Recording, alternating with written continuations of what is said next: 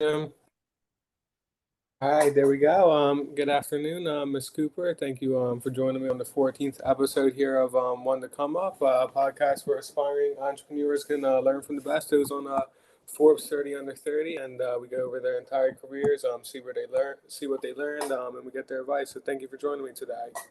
Yeah, thanks for having me. I'm excited. Yeah. So, before we get started, could you tell everybody where you're currently at, what your company is, what the company you work for now is, 1Solar, just so everybody's kind of on the same page and who you Yeah. are. So was originally the CEO of Bell Solar and Electrical Systems. We were acquired by 1Solar in 2023. And so now I'm their senior vice president of service center, and I'm building their service center for solar with 1Solar in Vegas. Pretty sick. We've never had someone on the West Coast. Actually, I think we've had a few, but never in the solar industry.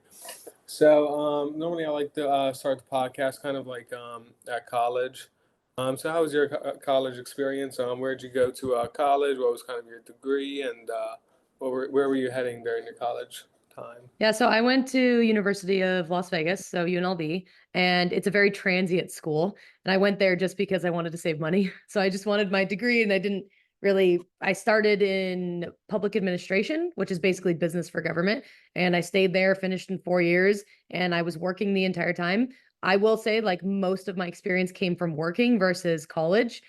Everything I learned was on the job versus, in a classroom. And most of my class was online anyway. So I just really kind of focused on getting good grades and passing. And once I was in the air conditioning company that I started at, I worked all through college, and that's really how I got my foot into construction and just kind of fell in love with it there. Cool. So yeah, it's always good to mix the college and the real world experience. So what was that initial construction company? Was that the former Bell Solar, or No, it do was you? actually an air conditioning company. So initially I was with an air conditioning company in Las Vegas. I was, like I said, still in college, and they were a very small company. So I helped them go from 1 to 8 trucks. And I just fell in Wow. love with the industry because it was like a very small, there's not lot of women in construction. So my whole motive my entire life was just to be the first woman anything. I wanted to be the first woman president, the first woman race car driver, first woman, anything I could get my hands on. And I found that in construction. So once I kind of fell in love with it and found my way, I built up the air conditioning company, ended up leaving that because I didn't really believe in how the owners were running things, and ended up going into solar. Well, actually, I went into electrical first, which is when Bell Electrical was originally just an electrical company. I helped bring them and build solar. And then I went to the owner and I was like, hey, I don't want to continue to make you a millionaire. So either I'm going to buy you out or I'm going to do this myself. And that's when I became the owner of Bell Solar and Electrical Systems. Wow, it's very cool, and we're gonna, definitely get into all that in a little bit.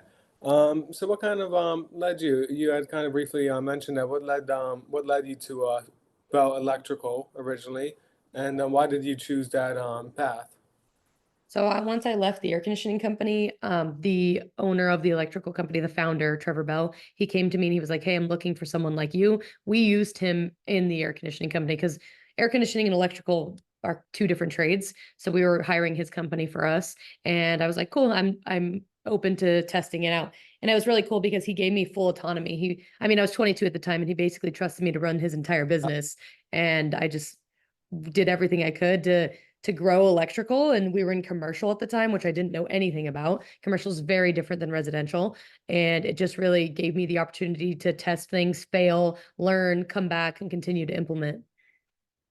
Yeah. So, and then you did end up acquiring them. So, how did you what was kind of like when you first started to when you acquired them? What was kind of like that experience there? And then what was ultimately led you to that decision to buy them out? So yeah, like I said, the decision ultimately came because we didn't have solar originally. It was only electrical. So when I brought in solar, we started to boom. It was only at the time the beginning of the electrical. I think I came on board, it was around 1.3 million in revenue. Once we jumped into solar, within a year, I was able to raise the revenue to 12 million. Wow. And so like it was just tremendous growth. And that's when I went to the owner and I was like, hey, like this is a totally different industry, totally different way of doing things. I really want to be able to take this to the next level. And he knew that he was kind of in the way at that point because he had a very old school mindset, more traditional construction, which I was leading the company very differently. And so I think it was his time too. He was ready to get out of it. And we drafted up an agreement and I bought him out over the next 3 years. Wow, that's pretty sick. So, what was kind of like that difference in business models that from the former business model to now what you then employed that allowed you to get this 400% like increase in revenue, because that's pretty like amazing in just 1 year. And how Yeah. did So you the even like scale so quickly? Like, Yeah, the biggest thing would be we had external sales teams. So instead of us doing everything in-house where we were going out and getting the contracts, we had teams of people who would bring us contracts and we would fulfill them. So it was really focusing on, obviously the scaling was a lot too, but residential is very different than construction. So we actually had a workforce that some of it could transfer over, but a lot of it we had to focus on hiring new people. And my goal was to hire new people in the industry who didn't really know much and train them the way that we wanted to do things. So we ended up building like really highly effective teams who were able to do 2, 3 projects a day because of the way they were incentivized. And that was how we were able to keep our costs down while still scaling. And just that model of doing like 2 to 3 projects a day versus the commercial model where you're doing one project for 2 to 3, 4 weeks, depending on how big it is.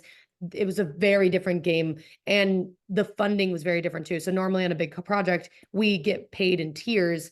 When we were moving in solar in the beginning, we were able to be moving fast money, so we were able to grow even faster.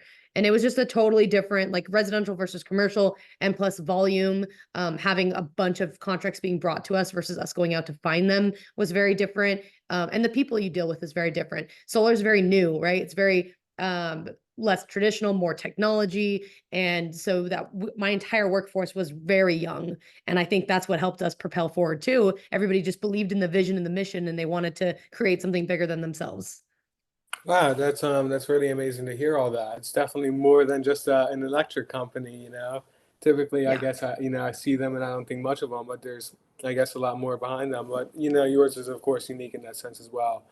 So why'd you choose solar? Because was that like an emerging technology back then, or I mean, Yeah, was it it? was right around the time when solar was getting back into Vegas because it was funny. Like at the beginning of solar, a lot of utility companies banned it. So in the beginning of solar in Vegas, the NV Energy, which is our utility company, they were like, "Hey, we're not going to allow solar back into the community." So after a year of fighting, finally the law was passed where it could come back. And once it came back, it was full force. And what I noticed is like a lot of other companies were coming from all around the country, specifically Utah, here to Vegas. And for me, I wanted to help. I'm born and raised here. So I wanted to make sure that people were getting the best services from a local company. So that's where really what inspired me to get into solar. That's pretty cool. And so during this time as well, I know it was like around 2021. You started with Give Power as well, right? That Yes. organization. Can you explain to the viewers what that is and how you guys like still work with them? Well, worked with Yeah. them and what it means to you? Yeah, Give Power is an incredible nonprofit organization. So we partnered with them. We're basically, for every installation, we donated $80 to the foundation. And what that money went towards was building water filtration systems in Africa and also like solar water farms. So actually being able to provide water for those communities. And we also were able to go to a remote village in Nepal and build a solar system for a Wow. hospital, which was incredible. And just being able to provide and really see how solar is changing the world, where it's providing people with opportunities they would never have, being able to turn a light bulb on, have baby warmers, having bed warmers, like just things that we take for granted every day that they don't have. That was incredible. It was one of the most life-changing experiences I've ever been to. And also just being in such a remote place where there's no running water, there's no access to utilities of any kind. We had to go on a 6-hour dirt road just to get to this village. Wow. Yeah. And it was just eye-opening how much gratitude I have for what we have here in America and what more can we do. That's really why I believe we scaled so fast too, is because we were consistently giving back. Like, what else can we do to help push this mission forward? Not only our mission, but like, because our mission was to rewire the world. So how are we rewiring the world? And what does that look like in our communities, around other communities? Like, the more that we gave, the more that we got. And I'm a huge advocate for givers gain. And I think that's why our company grew so fast. That's pretty sick, and that's also kind of like the first international relief aid that we've had on the podcast here. So that's I love very that. cool. Yeah, that's a very cool experience that you had there. Um, all right, so then you've mentioned a little bit about being the first women in a particular field, and you also mentioned like designing a specific team and training them. So how do you kind of like combine those two, and how do you ultimately decide who you would want to work for you? I really base a lot of it on character. Like I believe that you can teach anybody any knowledge, but like teaching someone to be a good human is a lot more difficult. So asking the questions like at the beginning, really getting to know the person, what's important to them, what are their goals in life, and just seeing if they aligned with us as a company. That was my biggest testament. And obviously there's failures where I had to be, I always say like, and this is known everywhere, hire slow and fire fast. So once I realized that person wasn't a fit, quickly getting rid of them. But I'm really proud to say like my top team has stayed with me. They're still at 1Solar today, and we've built an incredible bond. And it's really just us going through the trenches together. Like I was very upfront too in the interviews with people saying, like, hey, we're a very fast moving company. We pivot a lot. And you have to be able to keep up. Like if you're looking for something that has a lot of structure, we're not the company for you. So just being upfront about it and transparent, and that's been really helpful in building my dream team that I've been able to keep.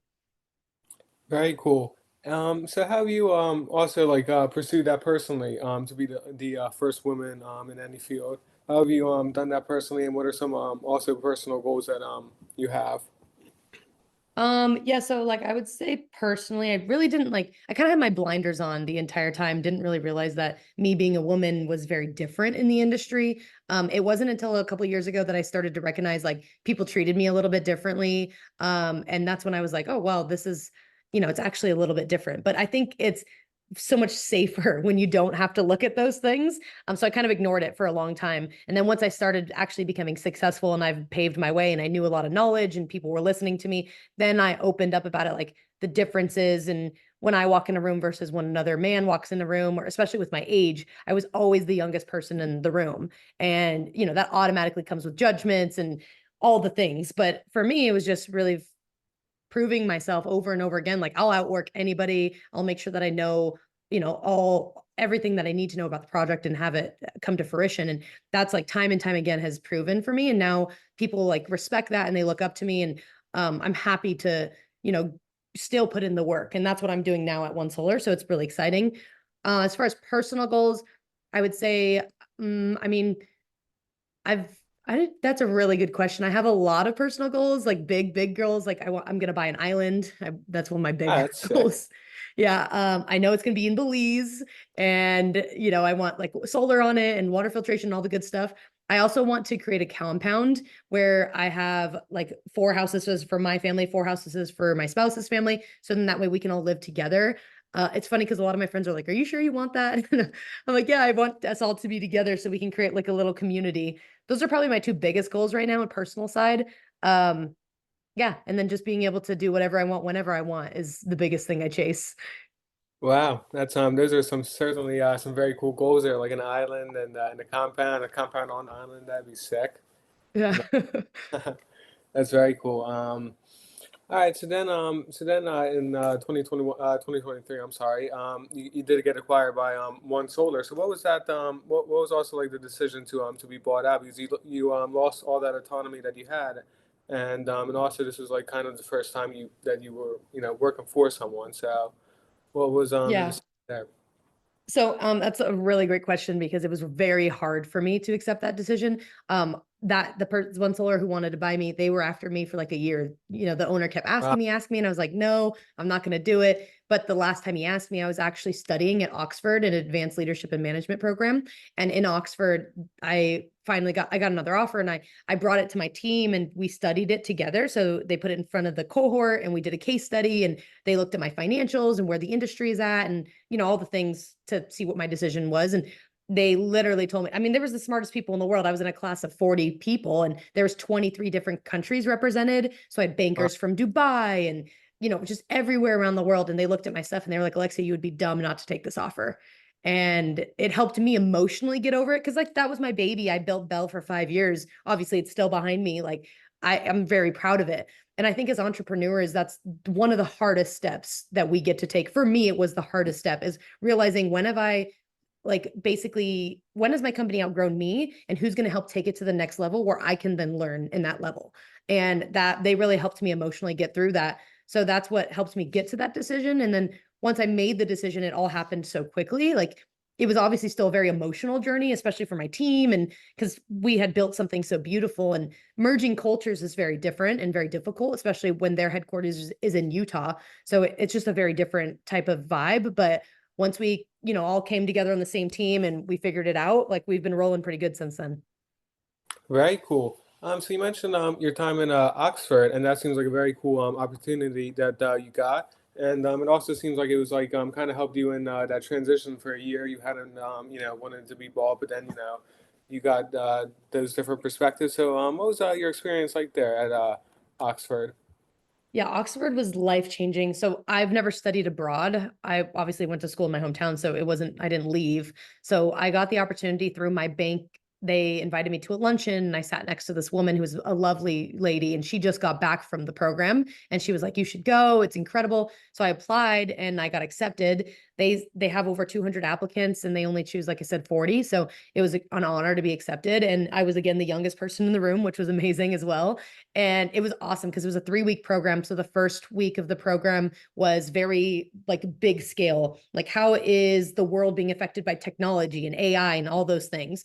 And then the second week was very organizational level. So how do we lead the organization and change? How is AI affecting the organization? And then the third week was very personal level, where it was like, how do I show up as a leader and how do these things affect me? It was really cool because the third week they brought in a bunch of theater people and we went through a bunch of exercises on storytelling and how every day that we walk into the room as a leader, we're putting on a show, which was really cool and a huge eye opener for me because I never really realized that like everybody's always watching us as leaders and how you show up is determining everybody's day.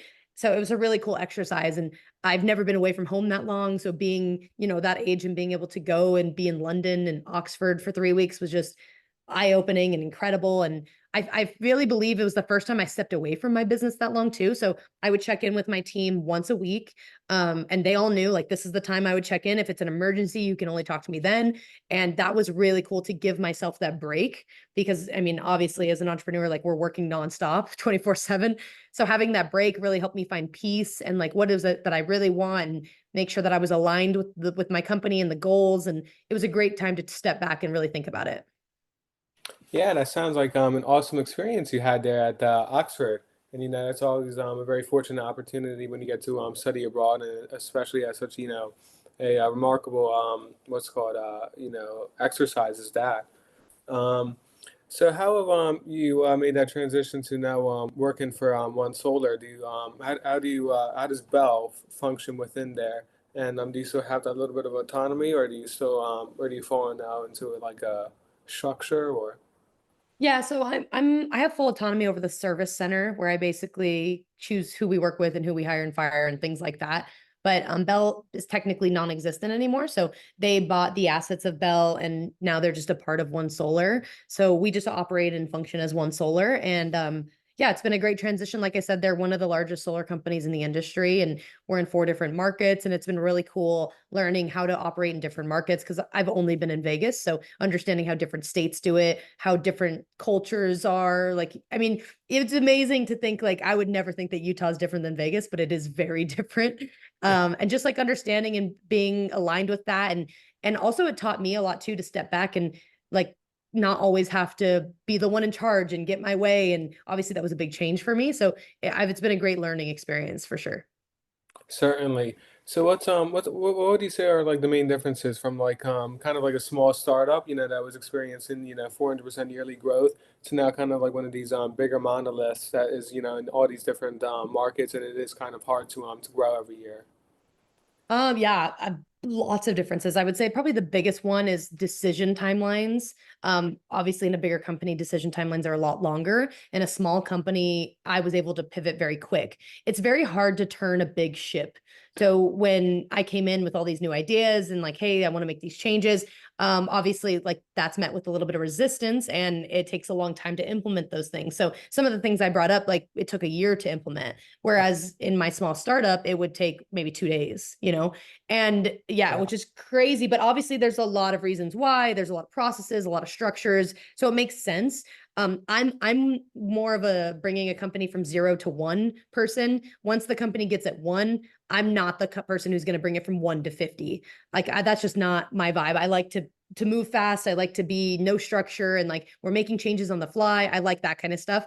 Once it gets to like the more structured, I think there's a very specific person who leads a company that big, and then there's an even more specific person who leads a company from 50 to 100. So like the scaling aspect was cool for me to understand. Like, hey, I don't want to run that massive of a company. Like, I mean, at Bell's height, we had 75 employees, but which is still a massive company. Yeah. But I mean, 1Solar is over 200s, and it's Wow. totally different.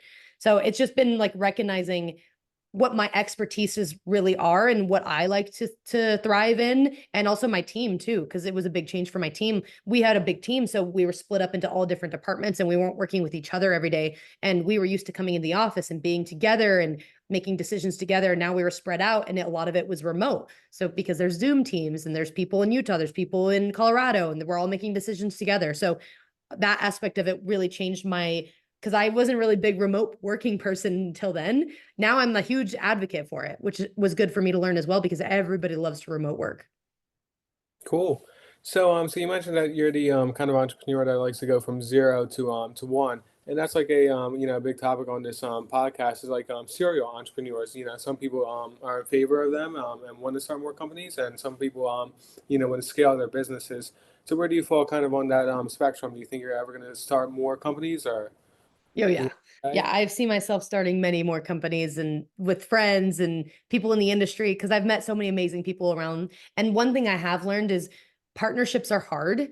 I had partners and it didn't end very well, ended in a lot of lawsuits, a lot of money. And I learned like partnerships are worse than marriage. But I do firmly believe that you go further with partners. So, like for me too, is realizing when I do start these next ventures, whenever that is, making sure I choose the right partners and we're on the same page and talking about like what could go wrong, and making sure that we know, hey, if this is what goes wrong, this is what's going to happen in the good times versus when it becomes those horrible times where we're all fighting and all the things, and then we have to make those decisions and it changes the whole entire energy. So that's probably, as a serial entrepreneur, my biggest feedback and lesson was like my partnerships, because I love starting companies up, but I also know that the right people will get you further faster. Very cool.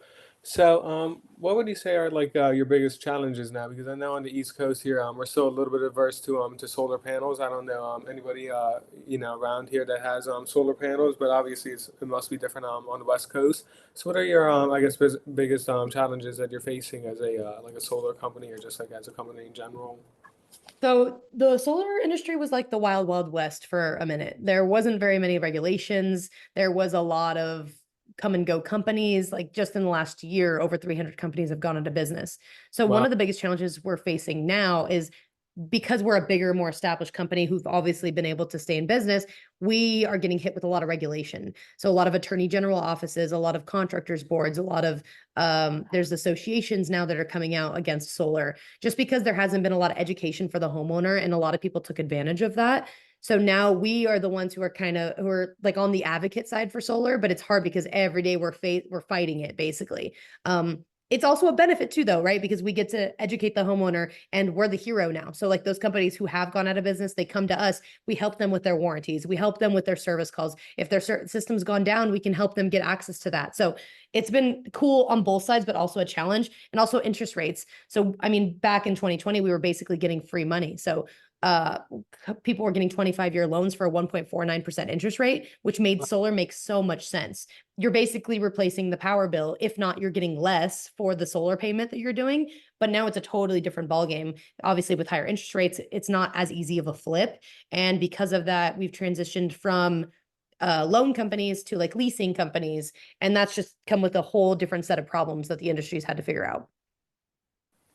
Yeah, it certainly is very there's a lot to it, you want to think that there's, with the regulation of of the government and the perspectives of the home buyers and of other competition that you're facing, So would you say, having worked, at a large monolith and, a small startup and seen 300 companies, be instituted in the past year, would you say that the landscape is changing from, because there's also another topic of debate here on this podcast. Would you say that the, I guess, landscape is changing from these larger monoliths and is kind of shifting towards these small startups, like in their favor, that it's becoming easier, you know what I'm saying? Or Yeah, I would say it could be going that way, but it's more so a business model shift for in my experience. So before it was very much new installation. So we would go to a new homeowner who hasn't had solar and install it. Now the business model is shifting to service. So now we're going to existing homeowners who have it and they need help with the service or they need more panels.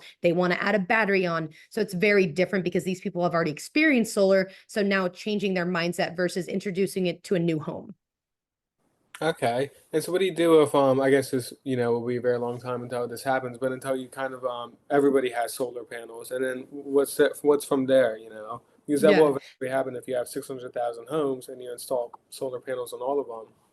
Right. No, yeah, that's a great question. And that again falls into the service aspect. So just like here in Vegas, I mean, it gets hot in the summer, like 120-degree temperatures. Every single person has an air conditioner, but it doesn't mean that they don't need somebody to service that air conditioner to replace it after it goes bad. So same concept. We'd be kind of switching to a service model, which has more technicians versus installers and really having homeowners like take care of their systems, cleaning the panels, adding pigeon guard. There's a lot of things that can be added to systems. And I think that's really how the industry is going to evolve. It's going to be more standardized into a traditional construction company versus what it was in the beginning, which, like I said, kind of the wild, wild west. Certainly. So where do you think in 2025 you're heading? I mean, we're only a month in. And where do you think in 2025 you're going to take 1Solar? Yeah, so that's my goal is really becoming that industry header for service. Like I really want to help set the standards of how we take care of customers and how we come in and be that hero and set the pricing and make sure that it's fair on both sides. Because traditionally in the past, it hasn't been very fair on all sides. So really setting that standard and being the trailblazer in the industry for that, that's my goal this year is to create a name for service and solar. Certainly. So what I guess I'm starting to actually run out of questions. Um but I guess I guess what are your long term, where do you see yourself in 5 years? Still with 1Solar or having started other companies now, kind of left the solar industry or I'm not sure if I'll ever leave the solar industry just because I've done so much in it. But so I don't know. Who knows? I have a couple plans in 5 years of like where other companies I want to start and where they want to be. I don't know if that really means leaving like this corporate type job yet. I don't really know what that looks like, but I will say like working for someone else is very different, but also gives me a lot more free time to do more things. So after I sold my business, that was probably the biggest takeaways. Wow, like actual people get to have weekends off and they get to go home at night and have dinner and not be working, 18-hour days. Like that's what I was doing. Obviously, that's what I needed to do to build the company. So it's been an interesting transition for me getting my life back because I mean, I'm only 29 now. So really never going out and having like that fun time with friends or living or traveling, anything like that until this last year has been interesting. So I'm really finding the balance now of like how much do I want of that versus how much do I want of building another company. But to be honest, like I really think it's an and lifestyle and I don't have to choose one or the other. It's just setting those boundaries and creating I've learned to create more delegation and a little bit more structure so then it's not always me making those decisions. And I think that's going to be my next test is how can I create a company and still live a life um, fulfilled and be happy and purposeful while doing it. yeah, well, certainly. That's a very interesting way to end the podcast. I mean, I've kind of run out of questions. I mean, I would love to ask you so many more, but I guess I don't have any more. So it was, really a pleasure to hear everything you've had to say, Miss Cooper, and it was an honor to have you on the podcast. Cool. Thank you, Danny. I appreciate it. Thank you.